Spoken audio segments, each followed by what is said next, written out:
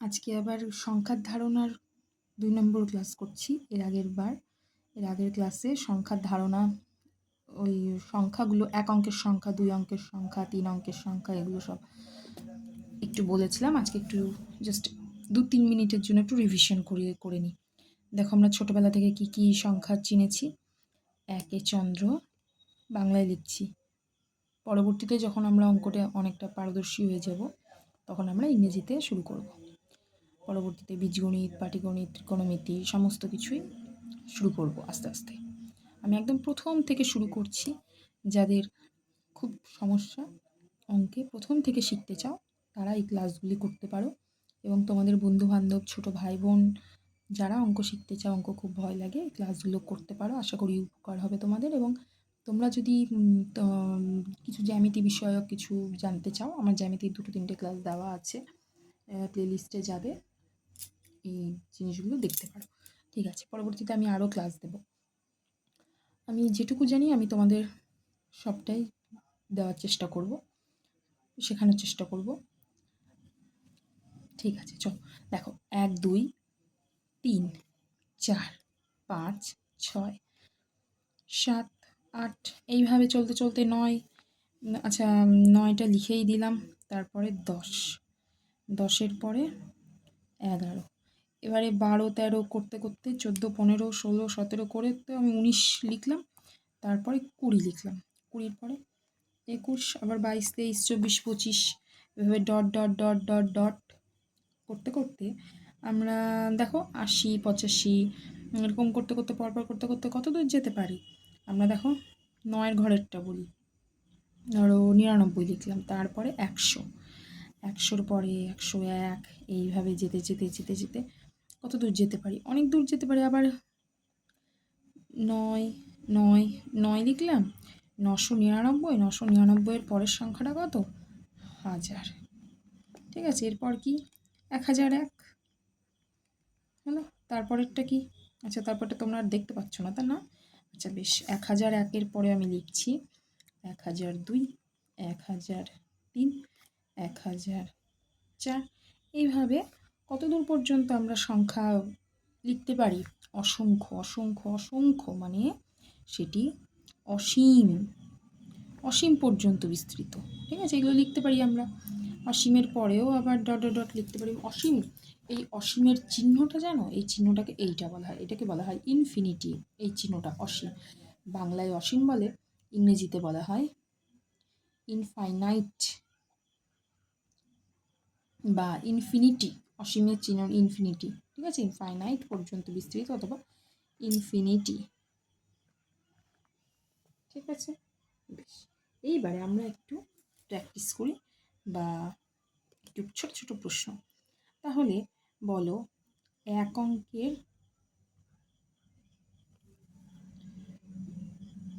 ক্ষুদ্রতম সংখ্যা।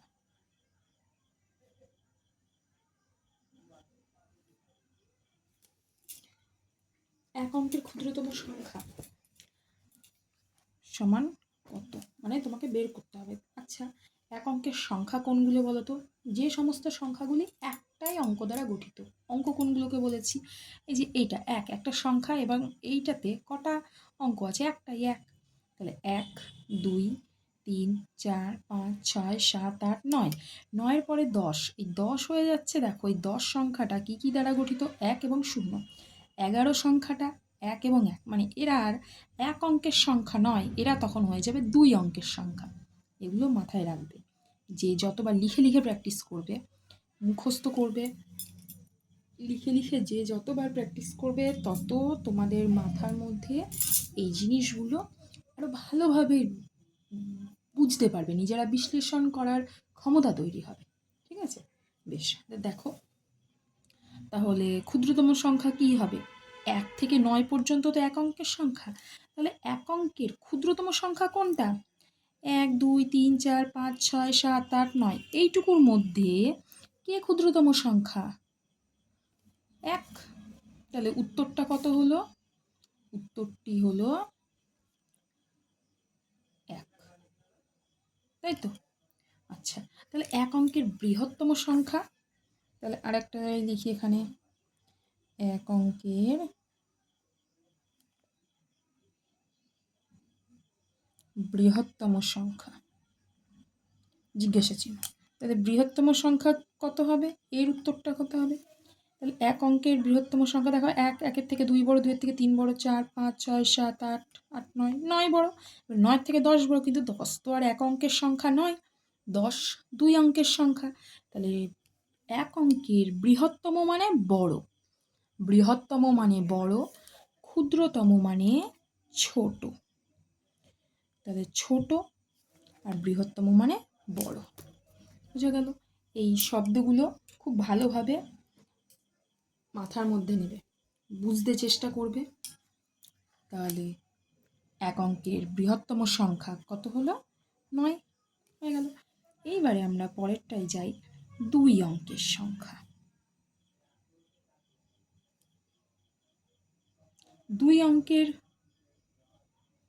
ক্ষুদ্রতম সংখ্যা। আমি যে লিখে লিখে করছি, তো তোমরাও লিখে লিখে প্র্যাকটিস করবে, খাতা পেন নিয়ে বসবে, লিখে লিখে প্র্যাকটিস করবে। আমি দেখো তোমাদেরকে লিখে লিখে করাচ্ছি, তোমরাও এইভাবেই প্র্যাকটিস করবে। যে যত প্র্যাকটিস করবে তার তত মাথার বুদ্ধি খুলবে, মাথায় যে জটগুলো আছে সেই জটগুলো খুলবে আস্তে আস্তে, যে এটা কি বুঝতে পারছি না, ওটা কি বুঝতে পারছি না, এই বিষয়গুলো তোমরা আরও ভালোভাবে রপ্ত করতে পারবে। ঠিক আছে? আচ্ছা, তো আমরা তাহলে 2 অঙ্কের সংখ্যায় যাই। 2 অঙ্কের সংখ্যা শুরু হচ্ছে কোথা থেকে বলতে পারবে? দেখো তোমরা একটু ভাবো তো কোথা থেকে শুরু হচ্ছে। যদি বলতে পারো খুবই ভালো, আশা করি সবাই বলতে পারবে। তো যদি অসুবিধা হয় আমি একটু বলে দিই তোমাদের। দেখো, তাহলে 1 থেকে 9 পর্যন্ত তো এক অঙ্কের সংখ্যা হলো। 2 অঙ্কের সংখ্যা শুরু হচ্ছে 10 থেকে। 10, 11, 12, 13, 14, 15, 16, 17, 18, 19, 20, 21, 22, 23, 24, 25, 26 করতে করতে বলো তো 2 অঙ্কের সংখ্যা কত দূর পর্যন্ত আছে ভেবে বলো। যারা বুদ্ধিমান তারা ভেবে বলো এবং কমেন্ট করে জানাবে তোমরা। ঠিক আছে? বেশ, আচ্ছা, তো 2 অঙ্কের ক্ষুদ্রতম সংখ্যা কোনটি? শুরু হচ্ছে 10 থেকে, তারপরেরগুলো তো সবই বড় 10-এর থেকে, তাহলে ক্ষুদ্রতম হয়ে যাবে 10। তাহলে 2 অঙ্কের ক্ষুদ্রতম সংখ্যা হলো 10। বেশ, আর 2 অঙ্কেরই ক্ষুদ্রতম সংখ্যা তো পেয়ে গেলাম, তাহলে 2 অঙ্কের বৃহত্তম সংখ্যা কোনটা?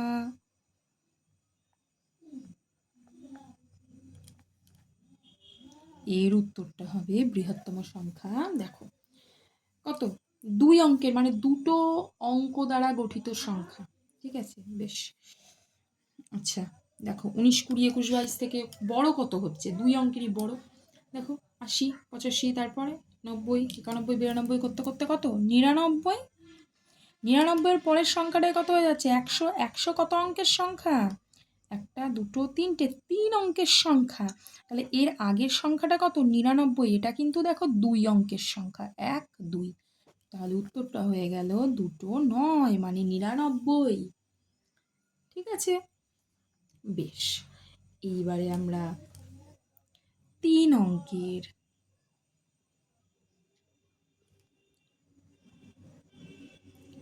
ক্ষুদ্রতম সংখ্যা জানার চেষ্টা করব। এর উত্তরটা কি হবে? ক্ষুদ্রতম শুরু হচ্ছে কোথা থেকে? 99-এর পরে 100, তাহলে 100 হয়ে গেল। 100 থেকে শুরু হচ্ছে, তাই না?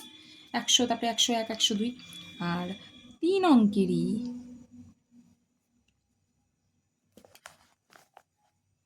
বৃহত্তম সংখ্যা। প্রত্যেকে যারা আমার ক্লাসগুলো দেখছো, তোমাদের কাছে অনুরোধ, বানানগুলো যেন ঠিকঠাক থাকে, বানানের দিকে লক্ষ্য রাখবে। আর কি লিখছো, ধরো একটা বাক্য লিখলে, লেখার পর সেই বাক্যটা একটু পড়ে দেখবে নিজে মনে মনে, এটা সুবিধা হয়। আমি যখন ছাত্র অবস্থায় মানে স্টুডেন্ট ছিলাম, তখন আমিও এই বিষয়টা করেছি। আমার শিক্ষক মহাশয় বলেছিলেন যে যেই জিনিসটা তুমি লিখছো সেই জিনিসটা একবার নিজে পড়ে দেখবে। পড়ে দেখার পর তোমার যদি মনে হয় এটা আমি বুঝতে পারছি, ভালো লাগছে, বুঝতে পারছি, তাহলেই তোমার সেই খাতাটা যিনি দেখবেন, তোমার স্যার, বা পরীক্ষা দিচ্ছ সেখানে মূল্যায়ন হচ্ছে, স্যারেরা দেখবেন খাতা, তো তখন তোমার খাতা নম্বরটা কিন্তু বেশ ভালো পাবে, কারণ উনিও বুঝতে পারবেন। আর তুমি তোমার লেখাটা পড়ে যদি তুমি বোঝো যে না ঠিকঠাক বুঝতে পারছো না, ঠিকঠাক তোমার পছন্দ হচ্ছে না, তার মানে তোমার লেখাটা ঠিকঠাক হয়নি, স্যারেরও দেখে সেই খাতার নম্বরটা বেশি দেবে না, কারণ তুমি নিজেই স্যাটিসফাইড নও, তুমি নিজেই বুঝতে পারছো তোমার ত্রুটিটা কোথায়, বুঝেছো? তার মানে সেটা যে কোনো ক্ষেত্রে, সেটা ইংরেজি হতে পারে, বাংলা হতে পারে, ইতিহাস, ভূগোল, যে কোনো কিছু, তুমি একটা ধরো প্যারাগ্রাফ লিখছো, সেটা যে কোনো বিষয়ে, যে কোনো ভাষা, নিজে পড়ে দেখবে। অঙ্কের ক্ষেত্রে তো খুব বেশি লেখা নেই, একটা দুটো করে লাইন এরকম, তো ঠিক আছে, পড়ে দেখবে, এটা তোমাদের সুবিধা হবে। আচ্ছা, 3 অঙ্কের বৃহত্তম সংখ্যা, তাহলে 3 অঙ্কের বৃহত্তম সংখ্যা কোথায়? দেখো 1000 তো 4 অঙ্কের হয়ে গেল, তাই না? তাহলে 3 অঙ্কের তার আগেরটা 999। তো এইবারে দেখো একটা মজার জিনিস, তারপরেরটা কী হবে? এবারে 9999, 4 অঙ্কের বৃহত্তম সংখ্যা যদি বলি, এবারে এটা ভাবতে একটু সময় লাগে, তো আবার ক্ষুদ্রতম সংখ্যা কত? 4 অঙ্কের ক্ষুদ্রতম সংখ্যা 1000, এটা একটু ভাবতে সময় লাগবে। তো একটা শর্টকাট পদ্ধতি কি আছে জানো? ধরো তোমাকে বললো 5 অঙ্ক, আচ্ছা 4 অঙ্কটাও করব, 5 অঙ্কের 5 অঙ্কের ক্ষুদ্রতম সংখ্যা বের করব। 5 অঙ্কের ক্ষুদ্রতম সংখ্যাটা কত হবে? দেখো 5 5 বলেছে, কত বলেছে? 5, তাহলে 5টা অঙ্ক মেলাতে হবে। 5 অঙ্কের কি বলেছে? ক্ষুদ্রতম, ক্ষুদ্রতম মানে কি? ছোট। 5 অঙ্কের ক্ষুদ্রতম সংখ্যা, দেখো ক্ষুদ্রতম সংখ্যা, ক্ষুদ্রতম সংখ্যা, ক্ষুদ্রতম সংখ্যা, দেখো 1 অঙ্কের ক্ষুদ্রতম সংখ্যা কত হয়েছে? 1। 2 অঙ্কের ক্ষুদ্রতম সংখ্যা 10, 1 আর 0। 3 অঙ্কের ক্ষুদ্রতম সংখ্যা 1, তারপরে দুটো শূন্য। বেশ, তাহলে 1 1 1 দিয়ে শুরু হচ্ছে, তাই না? তাহলে 5 অঙ্কের ক্ষুদ্রতম সংখ্যা, আর এখানে শূন্যগুলো বাড়ছে, প্রথমটাতে কিছু ছিল না, তারপরে শূন্য, তারপরে দুটো শূন্য। দেখো 5 অঙ্কের ক্ষুদ্রতম সংখ্যা হবে, প্রথমে 1 বসাবে, তাহলে 5 বলেছে, 1 হয়ে গেল, তাহলে আর কটা পড়ে থাকে 5-এর পরে? 5-এর মধ্যে একটা বসে গেল অঙ্ক, 5 অঙ্কর মধ্যে 1 অঙ্ক বসে গেল, একটা বসলো, আরগুলো মেলাবো কি করে? 4টে শূন্য দিয়ে।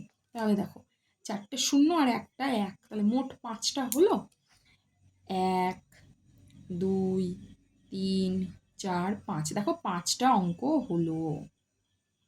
বেশ, তাহলে 5 অঙ্কের ক্ষুদ্রতম সংখ্যা বললে কি করে লিখবে? চট করে, অত ভাবতে হবে না কত হবে, 1000 না 1000 না 10,000 না 1,00,000 না কত, একক দশক শতক করে গুনবো না, দেখো খুব তাড়াতাড়ি, এটা তোমাদের কম্পিটিটিভ এক্সামের জন্য খুব উপকারী হবে, তোমাদের পরীক্ষায় খুব উপকারী হবে, তখন তার অনেক সময় থাকে না, এই ভাবনাটা তোমরা বাড়িতে ভাবতে পারবে যে হ্যাঁ কত হচ্ছে, যেখানে সময়ের কোনো অসুবিধা নেই, কিন্তু পরীক্ষার হলে তো একটা নির্দিষ্ট সময়সীমা বেঁধে দেওয়া হয়, তো সেক্ষেত্রে তোমাদের তো তাড়াতাড়ি করে করতে হবে বিষয়গুলো, তো তখন তোমরা এই বিষয়গুলো ভালো করে উপলব্ধি করতে পারবে যে ঠিক আছে, ওটা তোমরা বাড়িতে বসে উপলব্ধি করো যে কতটা হচ্ছে, 1000 না 10,000 না 1,00,000 না 1,00,00,000, এটা তোমরা হিসেব করবে।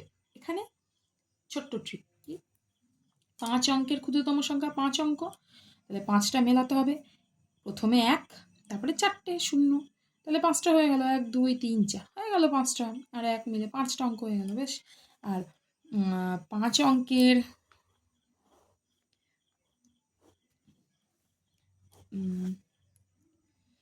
5 অঙ্কের বৃহত্তম সংখ্যা, বৃহত্তম সংখ্যাটা কি লিখবো বলো তো? এটা লিখবো 5 অঙ্কের বৃহত্তম, দেখো 1 অঙ্কের বৃহত্তম হলো 9, 2 অঙ্কের বৃহত্তম হলো 2টো 9 99, 3 অঙ্কের বৃহত্তম হলো 3টে 9, এইরকমই 5 অঙ্কের বৃহত্তমটা কোনটা হবে?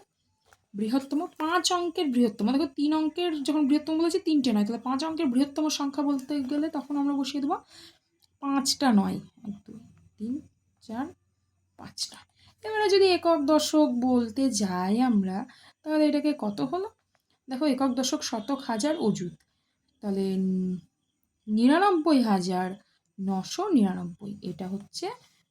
এবারে 99,999, এটা প্রথমে ভাবতে গেলে অনেকটা সময় লাগবে, তো তার জন্য তুমি বলে দিলে 5টা নয়, এবারে চট করে একদম চালাকির জন্য একক দশক শতক হাজার অযুত করে তুমি লিখে বলে দিলে যে কত হলো। বেশ, এবারে 8 অঙ্কের, এবারে তোমরা একটু বের করবে, ভুল লিখছি, 8 অঙ্কের ক্ষুদ্রতম ও বৃহত্তম সংখ্যা বের করবে। ঠিক আছে, তাহলে যারা যারা পারবে তারা নিজে করো। ঠিক আছে, ভিডিওটা স্টপ করে তোমরা নিজে করবে, আমি করে দিচ্ছি অঙ্কটা।